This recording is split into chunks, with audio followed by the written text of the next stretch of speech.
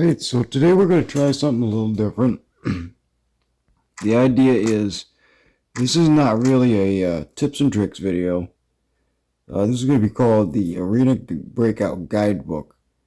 And the idea is that I'm going to take anything I'm learning from the game, and I'm going to share that. And I'm fully hoping that anything that I'm wrong with, or I'm not 100% on, that you guys are going to step in and correct me. Because the whole idea for this series to be educational for new players and kind of just a reminder for all of us veterans of the game that there's things that we should be doing that some of us aren't. And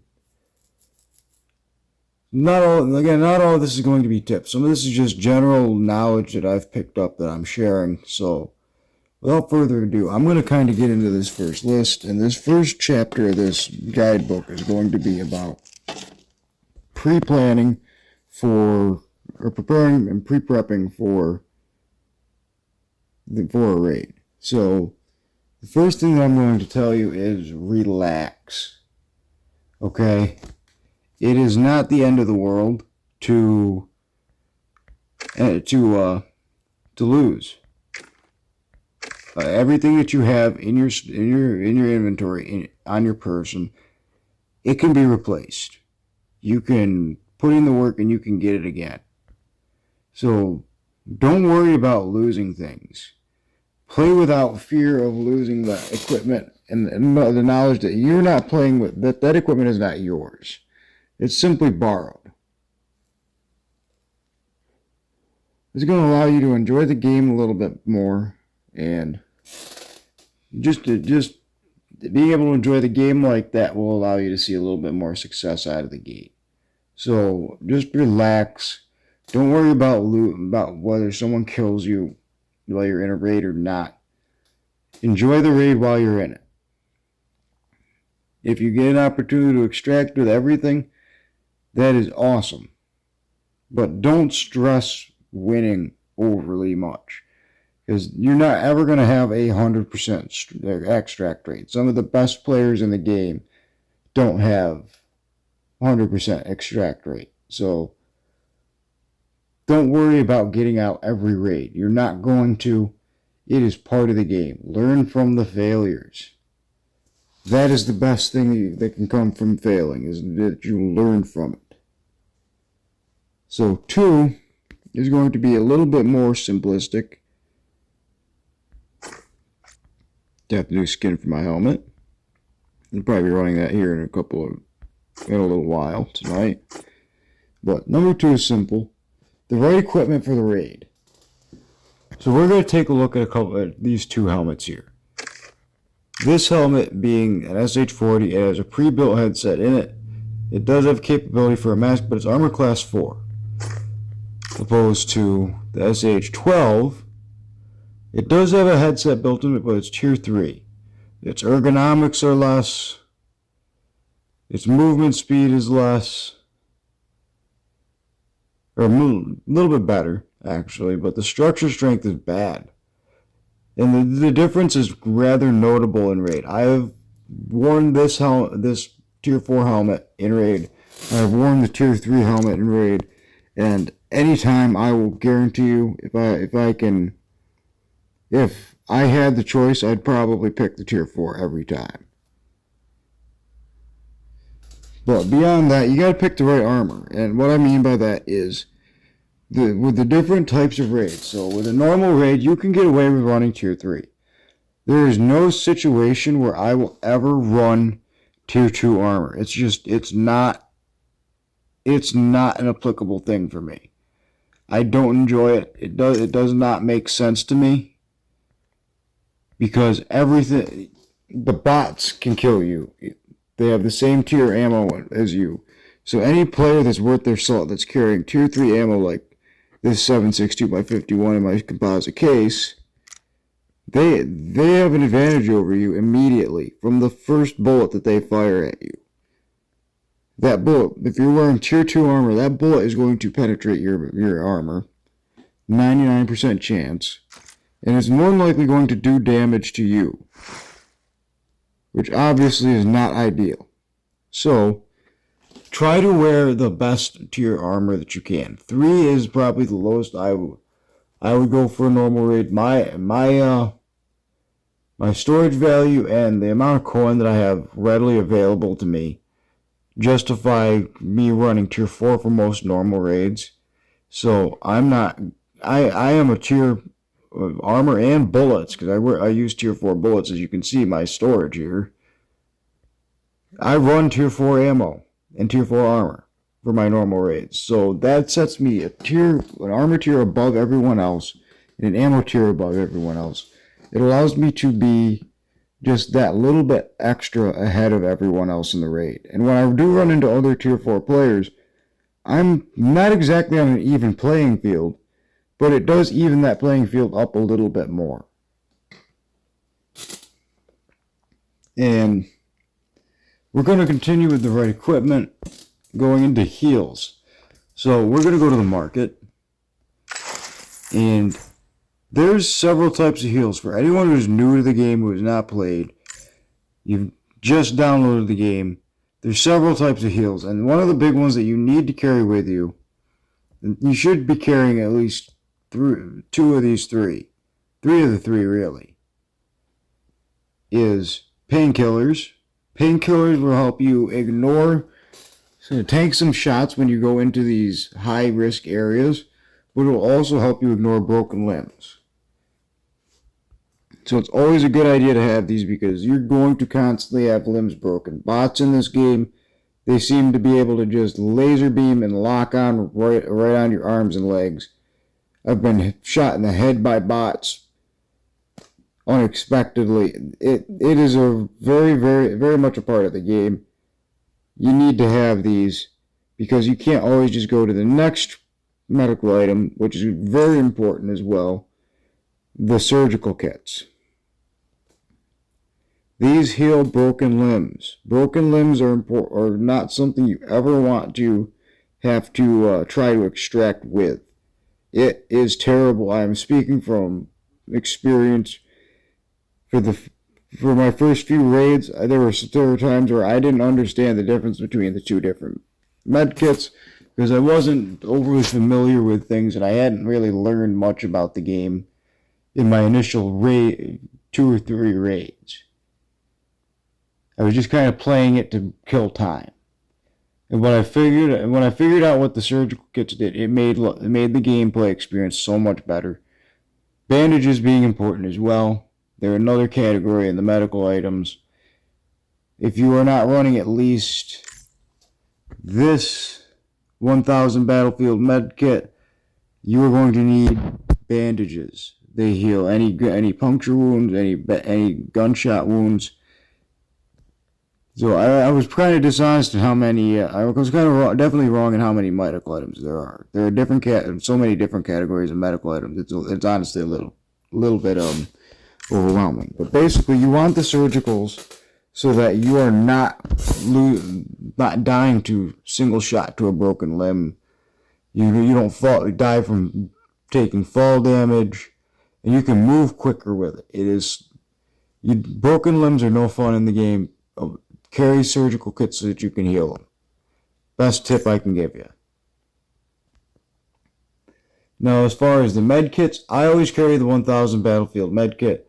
I don't like having to screw around with the bandages. It's not something that is fun for me, and it doesn't necessarily take a ton more time than using this kit, but it is definitely worth having these. If you're really good, you can definitely use it for multiple raids. Then we get into the stimulants, the regen, to be able to regenerate your health, endurance, to be able to boost your stamina, and the strength booster to be able to carry more for a longer time. So now that we're out of the medical items, we're going to move on to number 3. Hearing and headsets. So I really should have stayed in the market.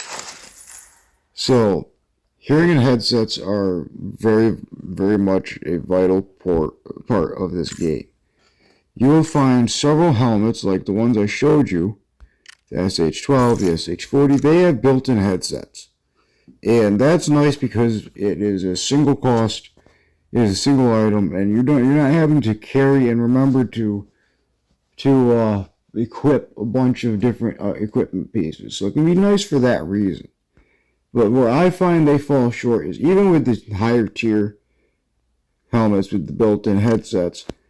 I haven't played with this helmet, but any of the tier 5 helmets that I've played with that have the built-in headphones, it's not good.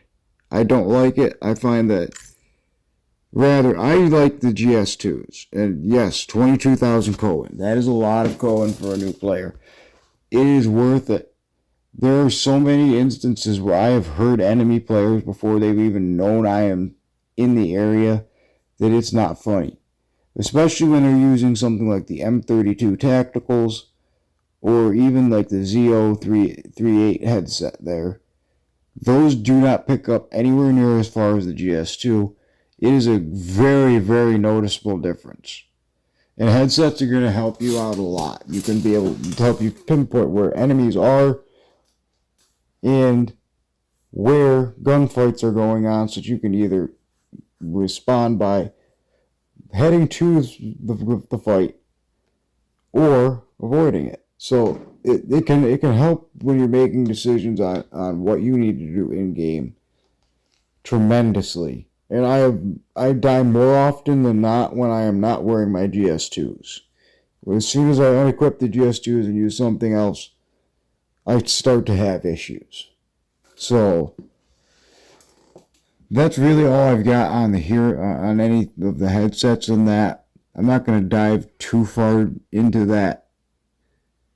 We're going to go to storage management. And that's why I was in my storage in the first place. It helps to have your storage managed to a degree. And mine's definitely not exactly well kept right now. I've only been back onto Arena Breakout for probably a week and a half at this point. So I haven't gone through my storage since I was last playing, and things are kind of a mess. But you do see some form of storage. There's meds in similar areas. There's guns in similar areas. Ammo is in a few specific areas. When I get out of a raid, if I die and I don't extract, I can go in and I can equip myself with a kit fairly quickly. And it's not going to be something that's going to necessarily help you in game that way. But where I find that it did help me was when I'm going through my storage and when I'm going through the things that I've brought out from raids I have extracted in, I'm now learning more about the items that I'm bringing in, more than just the value. So that if you want to learn the items and figure out what's actually worth bringing in, going through your storage might not be the worst idea. And you may even find that there's a lot of stuff in there that you just don't need, that you can get rid of and sell off. And that's really the other big point with the storage management is it's a bit of a toss-up. I hear about a lot of people who will hang on to high-value loot items and sell them all off at once to try to get the most out of them.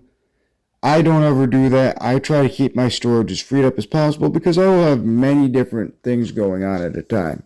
I'm trying to build up tier 4 ammo as well as tier 5 ammo to start going into more lockdown raids with better equipment. So storage management is going to be key for me because there's going to be a lot of times where I don't have room to really have all that stuff built up.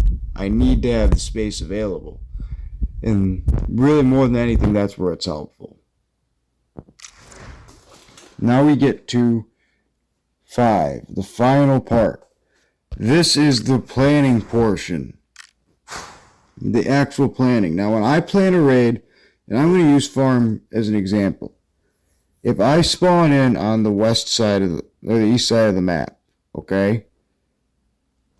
My primary loot spot is the motel. Undoubtedly. I don't care that there's the free safe in the stables. I have the key for the main bedroom and the 201 key for the motel. So I have two very valuable keys there. The secondary loot priority areas for me are either the villa or the Green Trade Center. Both of them have a safe or a locked room with a safe upstairs. So a general plan that I would run is going in, I would plan to either hit the villa first if I spawn in on the east side. Then from there, I'm going to listen for, the whole time I'm at the villa, I am listening for any kind of fighting going on from the direction of the motel. If I hear fighting, I'm going to very slowly move my way towards the motel and try to assess the situation. If I hear that the fighting is done by the time I get there, then I might try to get in there and take out the opposing team if I can figure out that they're in a spot where I can attack them without overly exposing myself. Otherwise, I'm going to wait, and I might catch them as they're leaving. From the west side of the map, if I spawn there, I am immediately hitting the Green Trade Center, and then heading towards motel, and then hitting the villa. If I spawn on the east side, my last loot spot will be the Green Trade Center before I extract by the boulder wall.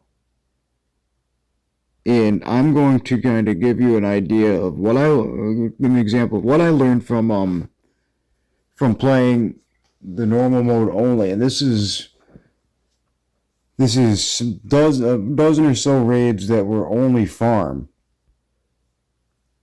I didn't ever specifically go into the raid looking for PvP. Sometimes it was only about hitting the loot spots, and if I caught a situation where I came across a situation where PvP was not only a present opportunity, but a good opportunity, I took it.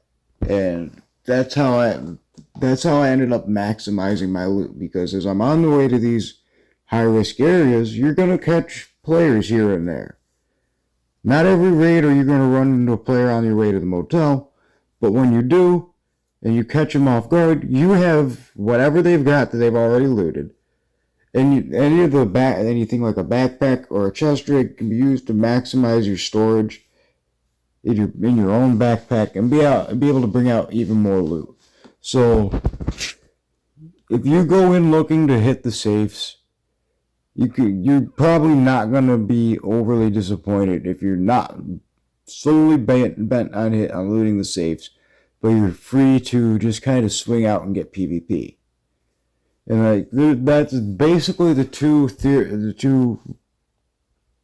schools of thought in the game when you're going into the raid, is that you're either going to just kind of scavenge for loot, or you're going to go and try to kill as many real players as possible in order to take their equipment and profit off of it. So if you go into the raid ready to do either, you're guaranteed success. You got a good chance of success either way. You're not guaranteed, but you have a good chance of success. So that's it for this video. I'm going to see what the reaction to this is. If this is something that you like, let me know in the comments. Please like and subscribe. And if you want to see more, like I said, let me know.